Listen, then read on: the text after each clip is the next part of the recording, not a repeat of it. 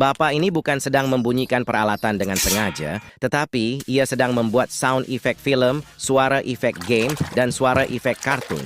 Untuk menunjang pekerjaannya, ia selalu membutuhkan beberapa objek seperti balon, kipas, bak yang diisi air, dan peluit, tergantung kebutuhan suara film. Karena setiap game dan film memiliki suara yang berbeda, sehingga ia harus menyesuaikan dengan tema film atau game yang sedang dikerjakan. Dalam proses menciptakan sound effect ini, ia harus memfokuskan perhatian sepenuhnya. Karena setiap pergantian scene atau perubahan efek dalam film dan game mengharuskannya untuk menghasilkan suara yang berbeda. Oleh karena itu, kepekaan dan fokus yang tinggi sangat dibutuhkan dalam setiap langkah pembuatan efek tersebut.